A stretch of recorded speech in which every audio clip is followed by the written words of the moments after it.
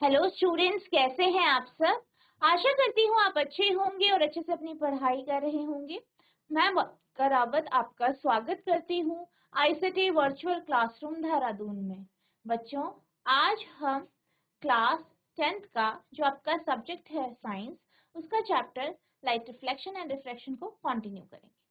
पिछले लेक्चर में हमने रिफ्रैक्शन के कॉन्सेप्ट को जाना था, रिफ्रैक्शन क्या होता है, अपवर्तन क्या होता है, ये हमने जाना। आज हम बात करेंगे कि जो आपके लेंस होते हैं उनसे किस तरीके से रिफ्रैक्शन होता है यानी अपवर्तन होता है। तो सबसे पहले हम कॉन्वेक्स लेंस की बात करें तो कॉन्वेक्स लेंस यानी जिसे आप उत्तल लेंस कहते हैं, ये एक प्रकार का कन्वर्जिंग यानी अभिसारी लेंस होता है। जैसे कि आप यहाँ पे देख सकते हैं, इस प्रकार का लेंस बीच में मोटा और साइड में पतला होता है, ठीक। और यहाँ से जो भी प्रकाश की किरण मुख्य अक्ष के समानांतर होती है वो जो है फोकस में कन्वर्ज होती है, ठीक। अब यहाँ पे अपवर्तन की अगर बात की जाए तो अपवर्तन जैसे कि हमने पिछले लेक्चर में समझा था कि जब भी कोई प्रकाश की किरण एक माध्यम से दूसरे माध्यम में जाती है तो अपवर्तन होता है। क्यों होता है? क्योंकि दोनों की ऑप्टिकल डेंसिटी में फर्क होता है। इसी तरीके से जब प्रकाश की किरण यहाँ पे वायु से कांच में जाएगी तो ऑब्वियस सी बात है, वायु कैसी है, हवा कैसी है, लेस डेंस, और जो कांच है वो कैसी है, वो ज्यादा डेंस है। तो यहाँ पे क्या होगा, वेलोसिटी में चेंजेस आएंगे, ठीक है, जिस कारण यहाँ पे आपका रिफ्रैक्शन होगा, यानी जो लाइट रे है वो मुड़ेगी, ठीक है। तो यहाँ पे भी रिफ्रैक्शन होगा। रिफ्रैक्शन के कारण प्रकाश की किरण जो मुख्य अक्ष के समानांतर है वो कन्वर्ज हो जाएगी फोकस, ठीक। A convex lens is referred to as converging lens, यानी अगर हम उत्तल लेंस की बात करें तो उत्तल लेंस क्या होता है, अभिसारी लेंस होता है। Since it converges light ray that are incident on it, क्योंकि ये क्या करती है, ये उस प्रकाश की किरण को कन्वर्ज कर देती है, अभिसरित करती है जो इस पर पड़ती है। The lens surface is convex in nature, अगर हम लेंस की सतह की बात करें, लेंस की तल की बात करें तो ये कैसा होता है, उत्तल प्रकृति का होता है। एक उत्तल लेंस को एक अभिसारी लेंस भी कहा जाता है क्योंकि यह उस पर पड़ने वाली प्रकाश किरणों को अभिसरण करता है। लेंस की सतह उत्तल प्रकृति की होती है, ठीक। तो ये आपका कॉन्वेक्स लेंस का कॉन्सेप्ट है, ठीक। अब अगर हम इसके कुछ प्रॉपर्टीज की बात करें तो ये हम समझ लेते हैं। जैसे मैंने आपको कहा कि अगर कोई प्रकाश की किरण मुख्य अक्ष के समानांतर है, वो जो है लेंस से पास होके एक बिंदु पे कन्वर्ज हो जाए, ठीक है, अभिसरित हो जाती है। If a ray of light passes parallel to the principal axis, यानी जो रे ऑफ लाइट है, प्रकाश की किरण है, अगर वो पैरेलल है, समानांतर है मुख्य अक्ष के, प्रिंसिपल एक्सिस के, ऑफ अ कॉन्वेक्स लेंस, किसके, कॉन्वेक्स लेंस के जो मुख्य अक्ष है अगर वो उसके समानांतर है तो क्या होगा, the refracted ray passes through the focus, तो अपवर्तित किरण जो है वो फोकस से पास हो जाएगी। If the incident ray passes through the optical centre, next क्या है, अगर इंसिडेंट रे यानी अपतित किरण ऑप्टिकल सेंटर से पास होती है तो क्या होता है, बगैर डायवर्जन के वो पास हो जाती है, यानी द रिफ्रैक्टेड रे does not deviate at all, यानी जो आपकी रिफ्रैक्टेड रे है, जो अपवर्तित किरण है वो अपनी जगह से मुड़ती नहीं है। If the incident ray passes through the focus, अगर जो है अपतित किरण फोकस से पास होती है, कॉन्वेक्स लेंस की फोकस से पास होती है, the refracted ray then passes parallel to the principal axis, तो इसलिए क्या होता है, जब ये फोकस से पास हो जाएगी तो जो रिफ्रैक्टेड रे है, अपवर्तित किरण है, वो पैरेलल हो जाएगी किसके, मुख्य अक्ष। यदि प्रकाश की किरण उत्तल लेंस के मुख्य अक्ष के समानांतर गुजरती है तो अपवर्तित किरण फोकस से होकर गुजरती है। यदि अपतित किरण प्रकाशिक केंद्र से गुजरती है तो अपवर्तित किरण बिल्कुल विचलित नहीं होती। यदि अपतित किरण उत्तल लेंस के फोकस से गुजरती है तो अपवर्तित किरण मुख्य अक्ष के समानांतर गुजरती है, ठीक है। तो ये कुछ प्रॉपर्टीज हैं उन किरणों की जो आपके उत्तल लेंस से पास होती है। ठीक, तो ये इसकी कुछ प्रॉपर्टीज है। ठीक है, आप इसे नोट करेंगे।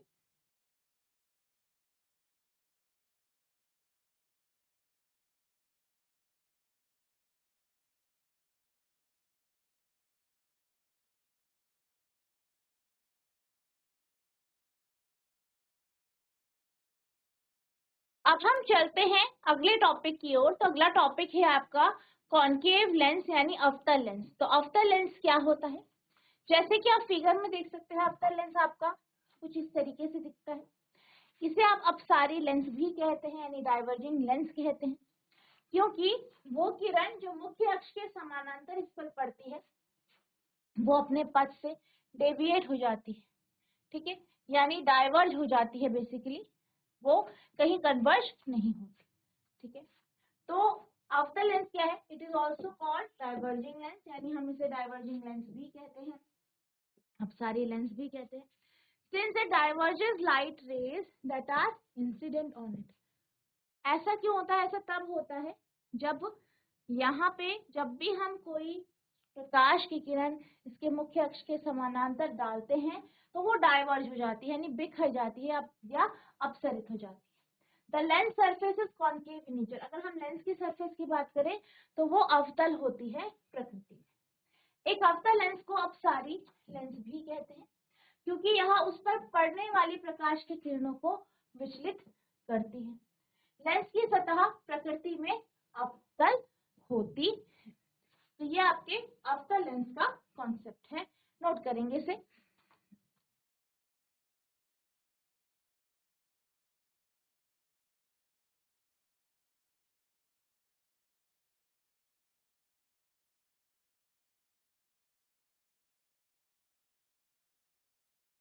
अब कुछ प्रॉपर्टीज पढ़ लेते हैं।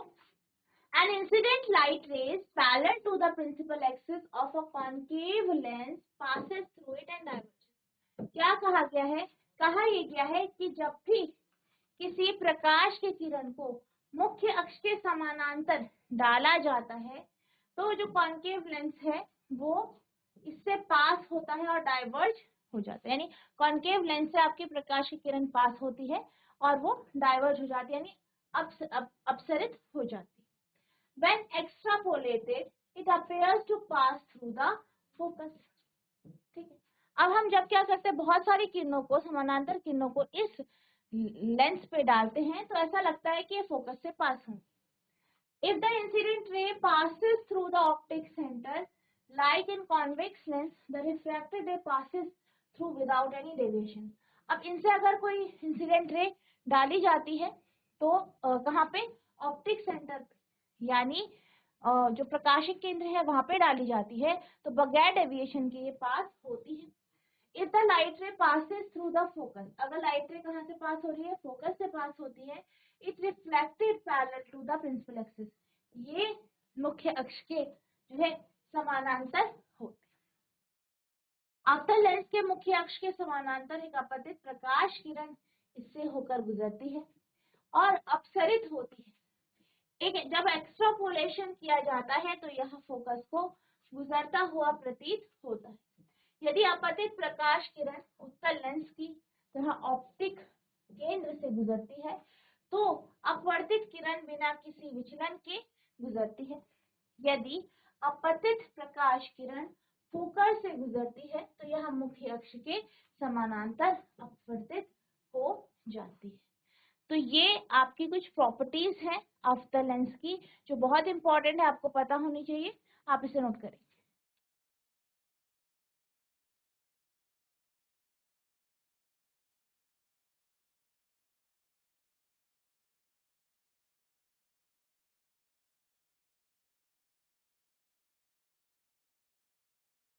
अब हम चलते हैं अगले टॉपिक की ओर। तो आपका अगला टॉपिक है principal focus and focal length of spherical mirror, गोली दर्पण का मुख्य फोकस और फोकल लंबाई।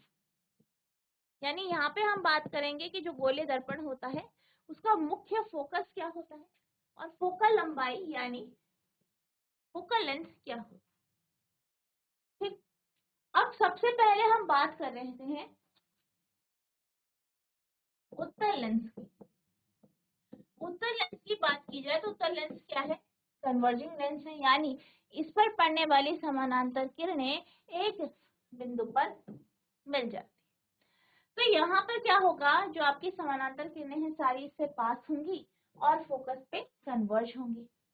ठीक, तो यहाँ पे क्या होता है, जो जो बिंदु जहाँ पे ये कन्वर्ज हो रही है फोकस कहलाता है, और इसमें वास्तविक तौर पर किरणें मिलती है एक जगह एक बिंदु पर, इसलिए हम इस बिंदु को रियल फोकस कहते हैं, यानी वास्तविक फोकस।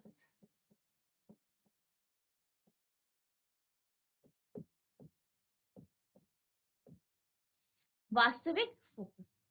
अब अगर हम फोकस से आपके ऑप्टिकल सेंटर की दूरी की बात करें तो यही आपकी फोकल लेंथ या फोकल लंबाई कहलाती है। इसी तरीके से अगर हम बात करें किसकी, कॉन्केव लेंस, अवतल लेंस की,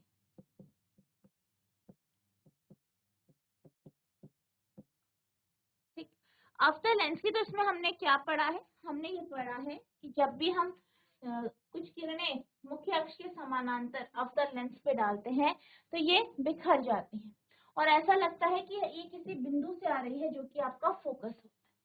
अब यहाँ पर किरणें वास्तविक तौर पर किसी बिंदु से नहीं आ रही होती है, इसलिए हम इसे वर्चुअल फोकस या आभासी फोकस कहते हैं।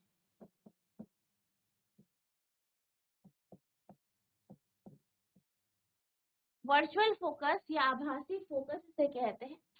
ठीक, तो ये आपका क्या है, वर्चुअल फोकस।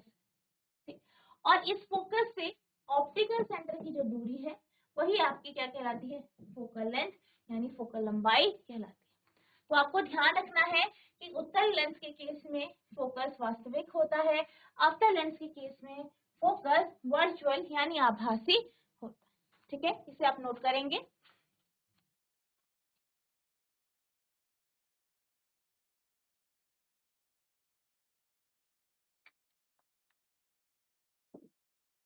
अब हम चलते हैं अगले टॉपिक की तरफ, जिसमें हम ये देखेंगे कि कॉन्वेक्स लेंस के माध्यम से जो आप किरण आरेख बनाएंगे या रे डायग्राम बनाएंगे उसके नियम क्या है। The rules for obtaining images formed by a convex lens. किरण आरेख की सहायता से उत्तल लेंस द्वारा निर्मित प्रतिबिंब प्राप्त करने के नियम। तो यहाँ पे हम बात करेंगे कि प्रतिबिंब को प्राप्त करने के कौन कौन से नियम हैं। सबसे पहले, कोई प्रकाश की किरण जो है जब भी मुख्य अक्ष से पास होगी तो वो बगैर डेविएशन के पास हो जाएगी। तो आप इसे इस तरीके से दर्शाएंगे, एक लाइन खींचेंगे जो कि ऑप्टिकल सेंटर या प्रकाशिक केंद्र से पास होगी और वो बगैर डेविएशन के यहाँ पे से पास हो जाएगी। बी, कोई किरण है जो मुख्य अक्ष के समानांतर है, ये पैरेलल है, जब वो लेंस से पास होगी तो वो कन्वर्ज हो जाएगी और फोकस से पास हो जाएगी। तो आप देख सकते हैं इस तरीके से आप उसे ड्रॉ करें। तीसरा रूल क्या है, तीसरा रूल जो है वो ये है कि अगर कोई प्रकाश की किरण फोकस से पास होती है तो लेंस से पास होने के बाद वो मुख्य अक्ष के समानांतर हो जाएगी। तो ये क्या है, तीसरा रूल है। तो ये आपके 3 रूल्स हैं जिसके अकॉर्डिंग आप क्या करेंगे, किरण आरेख बनाएंगे। इसे आप नोट करेंगे।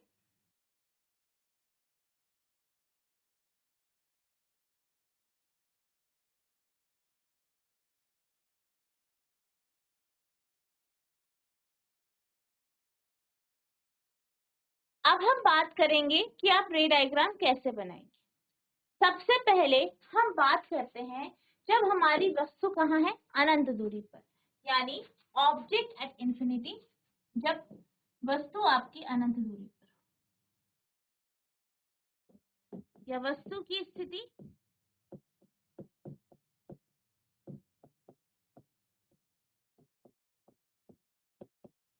अनंत दूरी। अब वस्तु क्या है, अनंत दूरी पर है और एक वस्तु से अनेक किरणें निकलती हैं, सारी की सारी किरणें दूर से आ रही हैं, इसलिए मुख्य अक्ष के समानांतर होंगी। अब जब ये लेंस से पास होंगी तो ये एक बिंदु पर कन्वर्ज हो जाती है, इसे हम फोकस कहते हैं और यहाँ पर ही आपका प्रतिबिंब बनता है। तो प्रतिबिंब की स्थिति कहाँ होगी, फोकस पर। प्रतिबिंब के बारे में बात करते हैं। प्रतिबिंब आपका छोटा होगा, ठीक है, पॉइंट साइज का होगा और वास्तविक होगा और उल्टा होगा। वास्तविक क्यों होगा? क्योंकि किरणें वास्तविक तौर पर एक दूसरे के साथ मिल रही हैं। तो ये हो गया आपका वस्तु की स्थिति।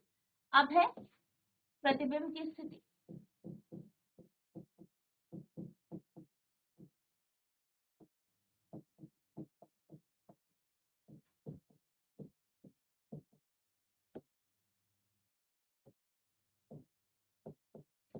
फोकस पर प्रतिबिंब की प्रकृति,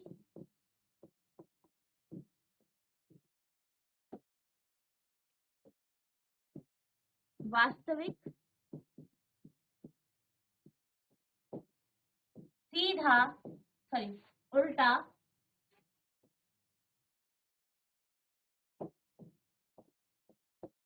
तथा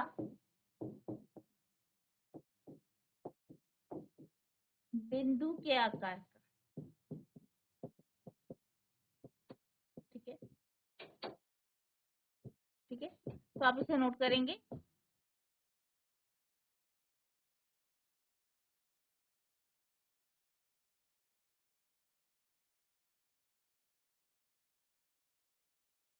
अब हम बात करते हैं अगले केस की। यहाँ पे जो आपकी वस्तु है वो 2f के पीछे रखी गई, ठीक, देख सकते हैं हम यहाँ पे रखी गई। इससे जो है अनेक किरणें निकलेंगी और ये किरणें जो है आपके लेंस से पास, जब इससे किरणें निकलेंगी तो क्या होगा, हम दो किरणें लेंगे, एक ऑप्टिकल सेंटर से पास करेंगे और एक मुख्य अक्ष के समानांतर करेंगे, जो कि आगे जाके अपवर्तन के बाद जो है किरण के साथ कट जाएगी। अब यहाँ पे आप जहाँ पे मिलेगा वहां पे आपको ए बिंदु का प्रतिबिंब मिलेगा और आप इस तरीके से लाइन खींच के ए बी का प्रतिबिंब बनाएंगे। अब यहाँ पे अगर हम बात करें तो हमें जो प्रतिबिंब प्राप्त होगा वो फोकस और जो है जो आपका 2f है उसके बीच में हमें प्राप्त होगा। यहाँ पे जो है, यहाँ पे अगर हम प्रतिबिंब की बात करें तो प्रतिबिंब किरणों के वास्तविक तौर पर एक दूसरे से मिलने के कारण बन रहा है, यानी वास्तविक प्रतिबिंब होगा, उल्टा प्रतिबिंब होगा और वस्तु के आकार से छोटा प्रतिबिंब होगा। ठीक, तो अब हम लिखेंगे, पहला है वस्तु की स्थिति।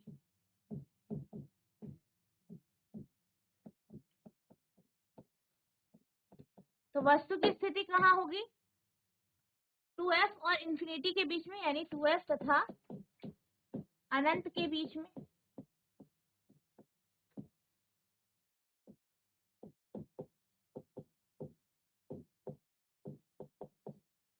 ठीक,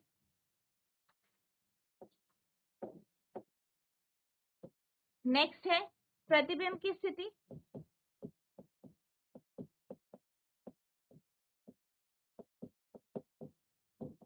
प्रतिबिंब कहाँ पे बनेगा? 2f और f के बीच में।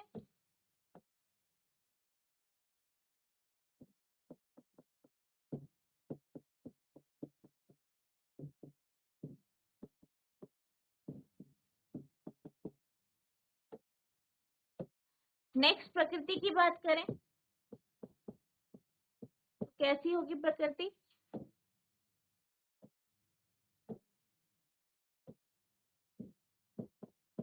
वास्तविक, उल्टा तथा वस्तु से छोटा।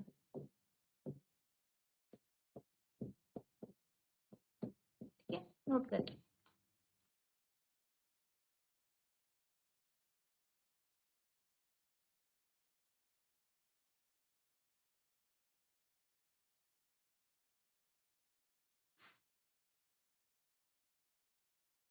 अब हम चलते हैं अगले केस की ओर, जो है आपका ऑब्जेक्ट एट 2f, यानी जब आपका ऑब्जेक्ट 2f पे रखा जाए। तो ऑब्जेक्ट या वस्तु हमारी 2f पे है, यहाँ से अनेक किरणें निकलेगी, दो किरणें लेंगे, एक मुख्य अक्ष के समानांतर होगी, दूसरी ऑप्टिकल सेंटर से पास होगी। अपवर्तन के बाद ये दोनों किरणें एक बिंदु पर मिलेंगी, ठीक है, क्योंकि आपका ए का प्रतिबिंब होगा यानी ए डैश, और आप यहाँ पे एरो बना देंगे तो बी डैश ए डैश आपके पास प्रतिबिंब प्राप्त होगा। यहाँ पर अगर हम बात करें प्रतिबिंब की तो उसका आकार वही होगा जो वस्तु का आकार है, उतनी ही दूरी पर ये पीछे बनेगा यानी लेंस के पीछे। और अगर हम बात करें प्रतिबिंब की तो प्रतिबिंब वास्तविक, उल्टा और वस्तु के आकार का हो। तो आप लिखेंगे वस्तु की स्थिति,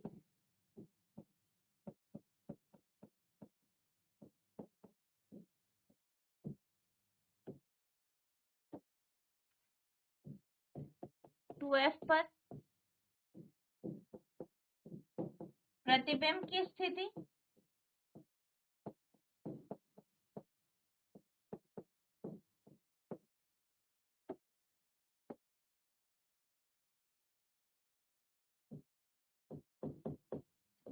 टू एफ पर होगा या टू एफ टू पर, ठीक।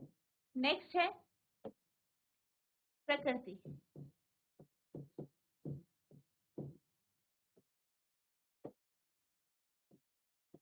वास्तविक, उल्टा तथा वस्तु के आकार।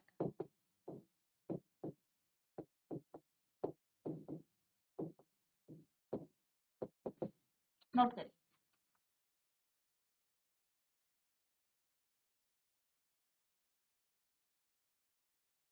तो बच्चों आज हमने देखा कि अवतल और उत्तल लेंस कैसे होते हैं, उनके द्वारा जो प्रतिबिंब बनाया जाता है वो कैसा होता है। उत्तल लेंस की बात की जाए तो हमने इसमें 3 केस में किस प्रकार से प्रतिबिंब बनता है उसके बारे में जाना। तो आई होप आपको ये सारे टॉपिक अच्छे से समझ में आए होंगे। नेक्स्ट लेक्चर में हम इसी टॉपिक को आगे कंटिन्यू करेंगे और आगे का जो आपका अवतल लेंस है उसे हम समझेंगे। तो जितना जो आपको पढ़ाया गया है इसे रिवाइज करना है। अगर आपको कोई भी डाउट होगा तो नेक्स्ट लेक्चर में आप पूछ सकते हैं। तो बच्चों आज के लिए बस इतना ही, मिलते हैं अब नेक्स्ट सेशन में। तब तक के लिए thank you and have a nice day.